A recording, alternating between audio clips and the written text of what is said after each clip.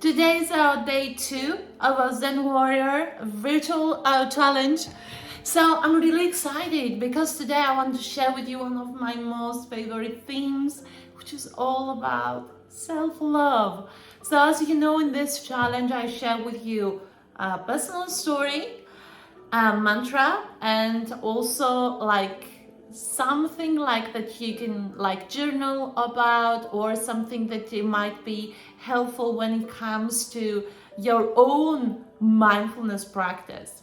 So the today theme is all about self-love. I just want to say I'm now in a very difficult phase in my life, right? So I decided to do this challenge to uplift myself, elevate myself, supercharge my well-being by giving back to my community. So that's a form of self-love. Now, as I typically say to clients, to students, loving yourself is not as selfish. Loving yourself is necessary. So I want to share with you a story. A while back a couple of years ago, I was in Chiang Mai in Thailand, and for those of you who don't know, this is a spiritual center of Thailand where you can find so many beautiful monasteries, and you can actually spend time in those monasteries with Buddhist monks. I decided myself to immerse myself in this culture, to immerse myself in this kind of philosophy of Buddhism, and to be surrounded by the people who know this and they can teach it the best way possible. So one day I was at this monastery, and there was a Buddhist monk who actually asked me a question. He said, and that actual question changed the way I see mindfulness and meditation forever. So he said, when I say the word meditation, Alex, what's the first thing that comes to mind? And I said, look, meditation is only is a thing that only a few people can actually master. And he looked at me and he laughed and he said, oh wow, okay, so then do you really believe that we here in this Buddhist monastery, we meditate without ever getting distracted? And I said, of course. And then he looked at me and he said, you know what, I really hate to disappoint you. I really hate to let you down, but that's far from the truth. And in fact, we do get distracted all the time. And guess what? This is perfectly okay. So when I returned back to London, a few months later, I started teaching mindfulness and meditation as a mindfulness coach to companies here in London. And I was interacting with employees daily. I was trying to teach them meditation. And I remember my very early days where there was so many people who were telling me, you know what, don't even bother to teach me that. Meditation, I'm not good to stay focused. And I was like, oh my God, that's what I used to feel and think myself about this practice. Or there were so many people who, thought oh, you know what, Alex, I don't have enough time.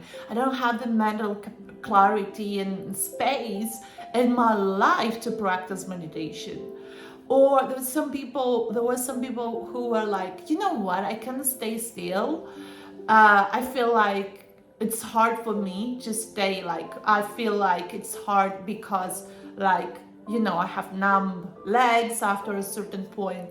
And it was interesting because I remember that, it was always surprising to them when I was telling them over and over again that, you know what, none of this needs to be part of your experience. You can meditate in a way that you don't need to have time. You don't need to have space. You don't need to stay still. And you don't need to feel like you're failing at it because it's hard for you to just stay focused. That's perfectly okay. And in fact, this is the part of the game. Because when we meditate, you know, getting distracted and bringing the mind back to the present moment is actually an essential part of this journey. And it's an essential part of the practice itself. So I want to invite you guys to explore different types of meditation practices.